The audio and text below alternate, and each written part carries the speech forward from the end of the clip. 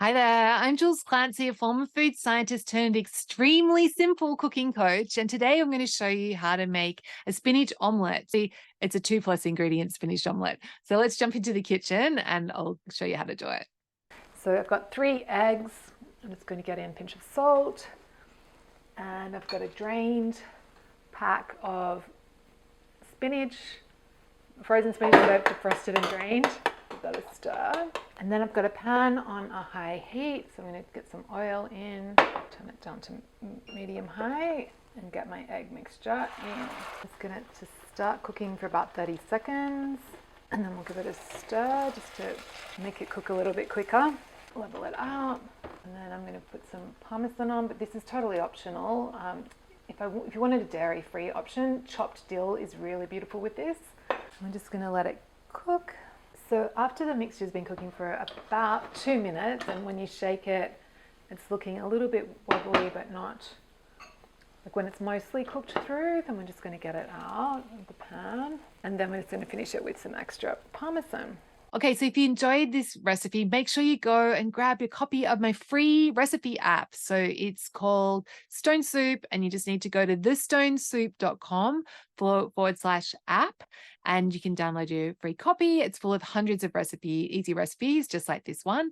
And I add new recipes to it every week, so make sure you do. Before you go, one thing that I make Stone Soup recipes unique is that I include variations. So if you don't have a particular ingredient, or if you've got a certain dietary requirement that you're looking after that you need to cater for, then I give you a list of suggestions. So in terms of the spinach omelette, so what could we be doing differently? Like, to make an omelette, I guess you kind of need eggs. So that's going to be the sticking point. So if you don't need to eat eggs, what you could do instead is make what I call easy tofu. So it's essentially like a tofu scramble instead of the omelette. And so it's not going to set up like an omelette, but it's going to be super delicious. So I would finely dice, or you could crumble or grate firm tofu and then just cook it in with the spinach. The thing is with the tofu though, is that you are going to need to be pretty generous with this, either salt or use some soy sauce just to give it that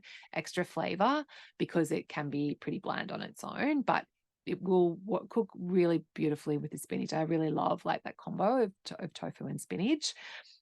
So that is the the alternative protein option. The other option is for the protein is, again, it's not going to set up like an omelet, but you could use, if you don't eat eggs but you eat meat, like you could use ground or minced chicken and cook that through in with the spinach, and that's going to give you like more of that kind of scramble texture. It's not going to look like an omelet, but it will still be a super delicious and nutritious meal. So nothing to joke about.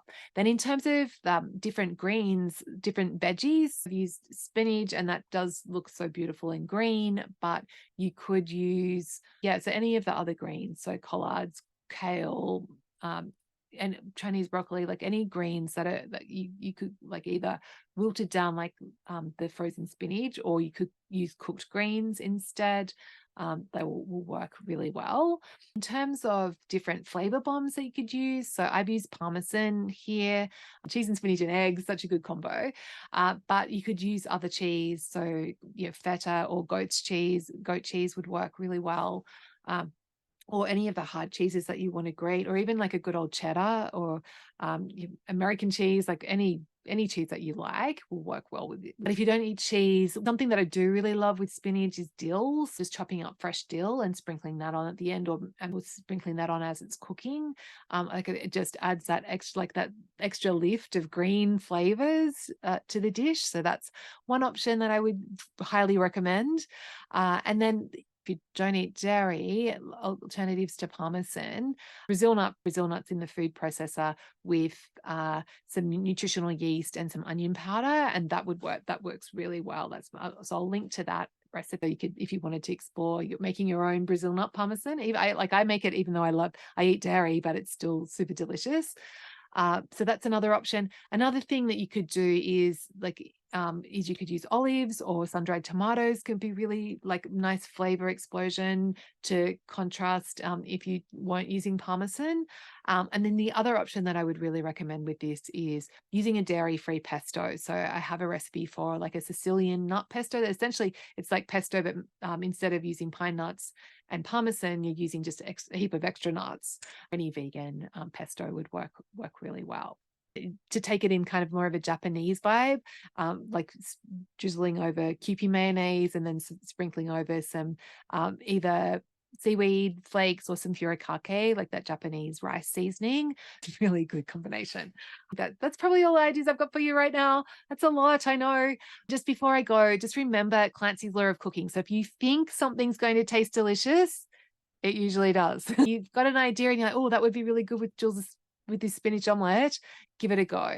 Make sure you subscribe to the channel and make sure you go and download my free recipe app. So just go to thestonesoup.com/app and yeah, leave a comment. I would love to hear your thoughts about the spinach omelette. Okay, talk to you soon.